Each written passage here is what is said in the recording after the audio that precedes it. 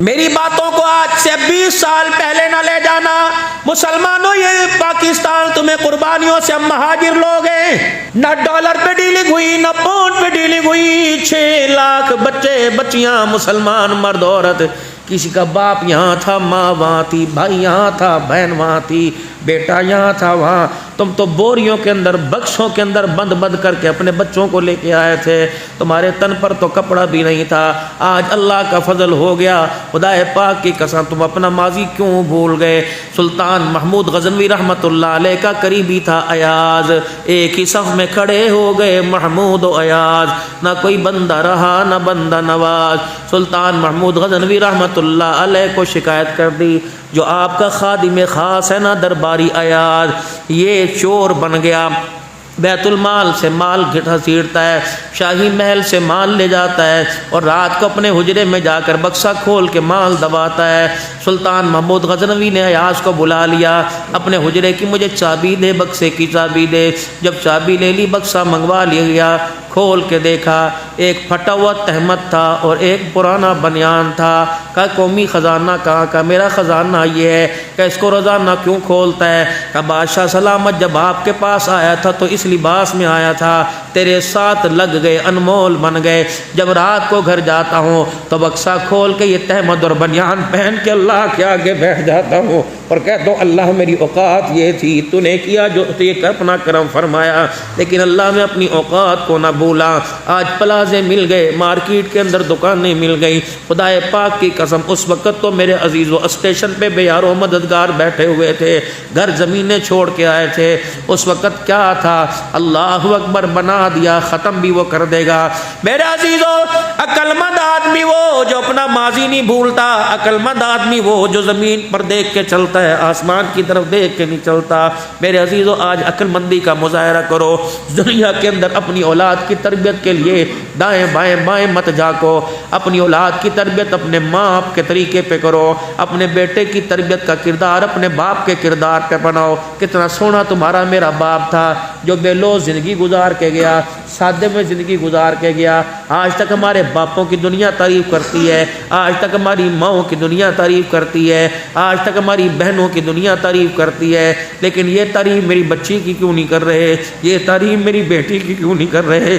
یہ تعریف میرے بیٹے۔ اب عزیزو مجھے اپنے بیٹے کو بتانا پڑے گا یہ دادا ہے، یہ دادے کے بھائی ہیں، اب مجھے بتانا پڑے گا یہ امی ہیں، یہ نانی ابا ہیں، اب مجھے بتانا پڑے گا دادی کو سلام کرو، اب مجھے بتانا پڑے گا دادی کو سلام کرو۔ پھر میرے عزیزوں میں تو آخر میں یہی کہہ کے جاؤں گا، نوجوانوں تمہاری سمجھ میں نہیں آئے گا، میرے بڑوں کی سمجھ میں آئے گا۔ میں آخر میں یہی کہوں گا کہ دل کے پھپھولے جل گئے سینے کے داغ سے، اس گھر کو آگ لگ گئی گھر کے چراغ سے۔ مجھے کیا پتا تھا کہ جس چراغ کو میں نے اپنے اندھیروں میں اجالے کے لیے جلایا تھا وہی اجالا میری زندگی کے اندر اندھیرا کر کے رکھ دے گا۔ آج آپ جتنے بزرگ بیٹھے ہو سوائے اکا دکے کے بتاؤ کس کو امید ہے کہ آپ کا بچہ آپ کو جنازے کو کندھا دے گا اور قبر پہ جا کے تھوڑی دیر کھڑا ہو کے روئے گا، اللہ کو اس کے رونے پہ ترس آئے گا؟ ہے کوئی ایسا بچہ؟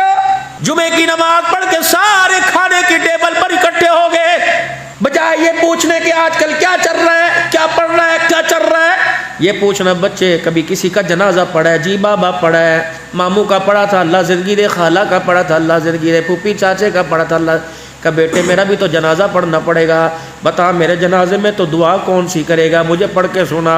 اگر تیرا بچہ اللہم اغفر لی حینا و میتنا سنا دے تو سمجھ اس کی دعا تیری جنت میں لے جائے گی، اگر تیرا بچہ تجھے مسکرا کے دکھا دے تو سمجھ تو نے زندگی کے اندر بڑے گھاٹے کا سودا کیا ہے۔ بابو جی اس سے بڑی بدنصیبی کیا ہوگی؟ بابا جی سوچو کہ 4 بیٹے، چاروں کو باپ بڑا پڑا ہے، غسل کے لیے مولوی صاحب کو بلایا، 4 بیٹوں کو غسل دینا نہ آیا۔ سنو میرے نبی نے فرمایا جب باپ فوت ہو جائے وارثوں کو چاہیے دنیا ساری دعائیں کر کے چلی جائے، کسی نے حیدرآباد جانا ہے، کسی نے کہیں جانا ہے، بیٹوں نے تو کہیں نہیں جانا، انہوں نے تو گھر میں جا کے رونا ہی ہے، لوگوں نے کہنا ہے فوت ہو گیا، اچھا اللہ کی مرضی، کیا کریں؟ اگر 4 بیٹے چاروں باپ کی قبر پہ بیٹھ جائے، اللہ کو اتنا رو کے دکھائے کہ قبر والے پہ اللہ کو ترس آ جائے کتنا روئے 15 منٹ 2 منٹ؟ فرمایا نہیں. علماء نے فرمایا حدیث میں آتا ہے جتنی دیر میں ایک اونٹ ذبح کیا جاتا ہے، اس کی کھال اتاری جاتی ہے، اس کے پیسز بنائے جاتے ہیں، اس کی بوٹیاں بنائی جاتی ہیں، پھر تھیلیوں میں ڈال کے تک، یہ میرے تقریباً 2 سے 3 گھنٹے کا پروسیس ہوتا ہے. ایک اونٹ کم از کم اتنی دیر میں ذبح ہو کے تقسیم ہوتا ہے. فرمایا اتنی دیر اولاد باپ کی قبر کے سرانے بیٹھی رہے، پیتیوں بیٹھی رہے، قرآن پڑھ کے سنائے، درود پڑھ کے سنائے، اللہ کا ذکر کرے، رو کے دکھائے، تاکہ قبر کے اندر جو حساب لینے آئیں گے مرنے والا میرے عزیزوں بھرا میلہ چھوڑ کے اجاڑ گھر کے اندر وحشت والے گھر میں گیا، ماربل والا مکان چھوڑ کے کچے مکان میں گیا، عالی شان لباس چھوڑ کے کفن کا کپڑا پہن کے گیا. جب 4 بیٹے بیٹھ کے باپ کو تسلی دیں گے، آمن الرسول پڑھ کے سنائیں گے، الف لام میم ذالک الکتاب پڑھ کے سنائیں گے، تو فرشتوں کو بھی حساب لینے میں حیا آ جائے گا. اور مرنے والا کہے گا سوچ کے ذرا میرے سے حساب لینا. اللہ اکبر. جواب دینے والے قبر کے اوپر بیٹھ کے مجھے جواب یاد کرا رہے ہیں. یہ اولاد کی ذمہ داری تھی، اولاد کی ذمہ داری. یہ ذمہ داری بھی میرے بچوں، میرے پیاروں، ہم نے مولوی صاحب کے سپرد کر دی. یہ نمازیں پڑھائے گا یا میرے ابو کو بخشوائے گا؟ خود پڑھیے.